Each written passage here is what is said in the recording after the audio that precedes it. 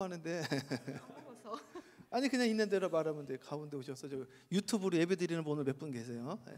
이명희 권사님은 신유기도 할 때 이렇게, 우리 이명희 권사님 다 아시죠? 지팡이 들고 다녔잖아요. 그래서 그 손녀가 지금 이 피부병 사라졌잖아요.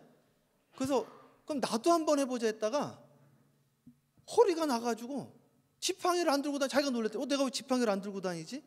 허리가 치유가 되어졌다는 거예요. 할렐루야. 물밀듯이 역사가 일어난다니까. 이게 여러분의 역사가 되어지기를 주님을 축복합니다. 자, 짧게. 예. 제가 만난 하나님의 은혜를 말씀드리기 앞서 저는 간호사라는 직업을 가진 지극히 현대의학과 과학을 믿고 에비던스가 없으면 그 어떤 유명한 인사의 말이라고 해도 믿지 않는 감성보다는 이성이 먼저 사고하는 사람 중에 하나였습니다. 한국에 있을 때부터 저는 만성 부비동염과 비염을 심하게 앓고 있어서 늘 환절기가 되면 부비동에 고름이 차올라 항생제와 스테로이드 고름을 제거하는 치료를 받으며 수술을 매 계절마다 권유를 받았던 상태였습니다.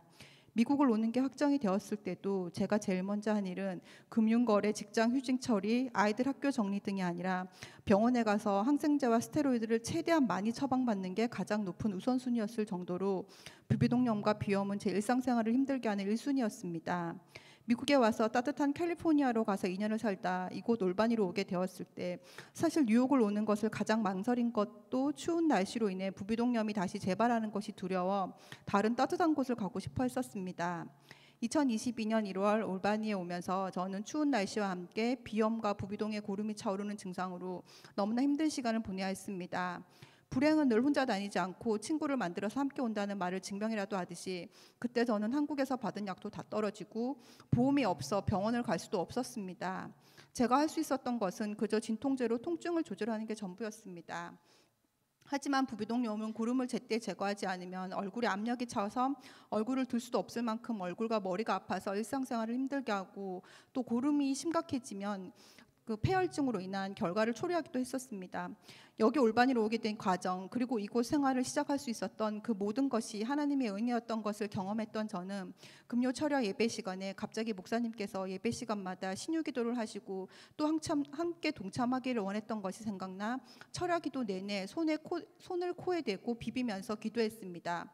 제발 얼굴이 아프지 않게 해주세요 하나님. 저 하나님께서 주신 사명을 감당해야 해요. 그런데 얼굴이 너무 아파요. 하나님, 저는 지금 보험도 없고 돈도 없고 제가 할 수 있는 건 오직 기도뿐이에요. 제발 저를 도와주세요라고 기도하면서 하염없이 눈물만 흘렸습니다. 사실 그때 눈물이 났던 건 하나님의 감동보다는 왜 미국을 와서 이런 고생을 하고 아파도 병원도 못 가는 처지가 된 제 자신이 서러워서 울었습니다. 그런데 그날 밤 집으로 돌아온 저는 밤새 코와 입으로 노란 고름이 나와 잠을 잘 수가 없었습니다. 그리고 그 다음날 아침부터 얼굴이 가벼워지는 느낌이 들면서 더 이상 얼굴이 아프지 않았습니다. 매년 계절이 바뀌는 시기가 되면 콧물 재채기를 힘들었던 저였는데 작년 봄, 가을 그리고 지금까지 비염, 부비동으로 고생 한번 하지 않고 무사히 이번 겨울을 보내고 있습니다. 사실 아프면 병원을 가야 하고 염증은 항생제나 수술로 제거해야 고친다는 지식을 가지고 있던 제가 기도 이렇게 치유된 게 신기하기도 하고 정말 기도 때문일까 하는 생각이 들기도 했고 주변의 집사님들이 정말 목사님 기도로 나았다고 생각하냐고 병이 나을 때가 되어서 그렇게 되었다고 생각하지 않냐고 물을 때 저도 잘 모르겠다고 물론 나을 때가 되어서 그럴 수도 있다고 대답했습니다. 하지만 목사님의 말씀을 듣고 저는 제가 틀렸다는 것을 알게 되었습니다.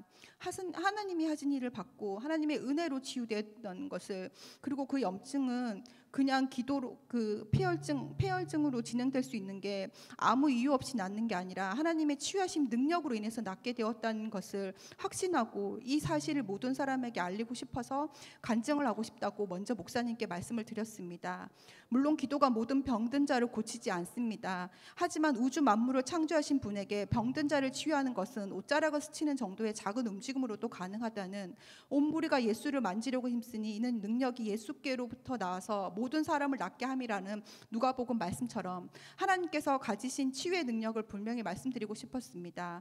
그리고 가장 중요한 내 믿음이 너를 구원하였다는 말씀을 전하고 싶었습니다. 목사님이 병을 낫게 하신 것도 병이 나을 때가 되어서 나은 것도 아닌 온전히 하나님께만 의지했던 기도 덕분이었다는 것을 이 자리에서 말씀드리고 싶었습니다. 끝으로 깊은 기도의 골짜기로 늘 저를 인도해 주시는 최승목 목사님께 다시 한번 감사드리며 하나님께 영광을 드립니다. 아멘. 아유, 그걸 또 적어서 하셨네.